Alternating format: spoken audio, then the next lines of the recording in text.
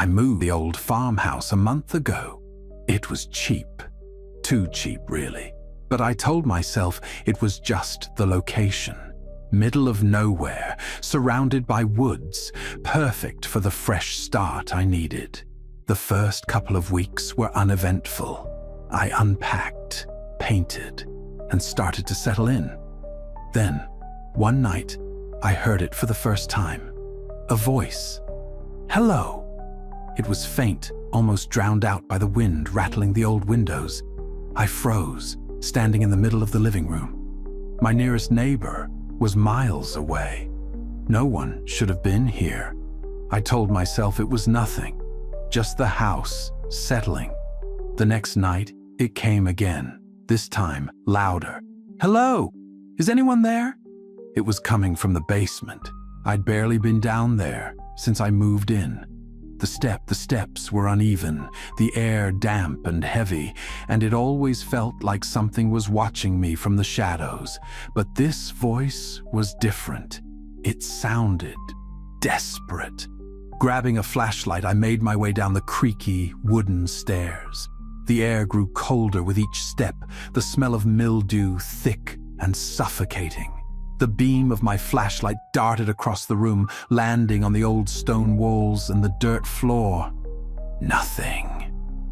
Hello, I called out, feeling ridiculous. Silence, just the faint drip of water from a pipe overhead.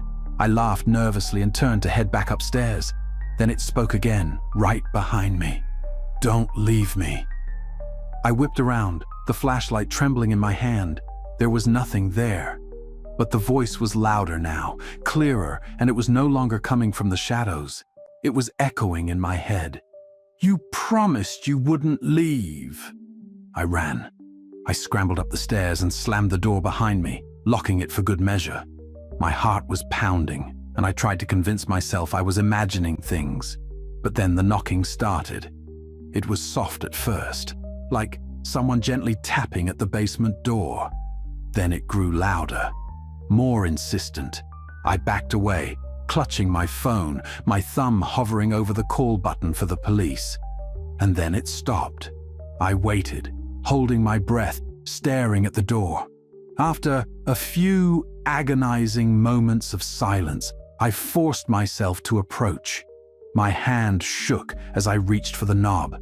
It swung open on its own. The basement was pitch black. My flashlight lay at the bottom of the stairs, flickering weakly. And then I saw them. Two pale hands gripping the edge of the last step. I knew you'd come back, the voice whispered, soft and mocking. A face followed, pale and bloated, eyes clouded and lifeless. I ran. I didn't look back. Didn't stop until I was in my car, speeding down the empty dirt road. When I returned with the sheriff the next morning, the basement was empty.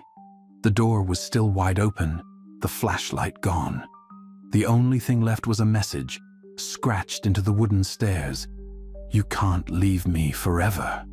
Now, every night, I hear it, no matter where I go. Hello? Is anyone there?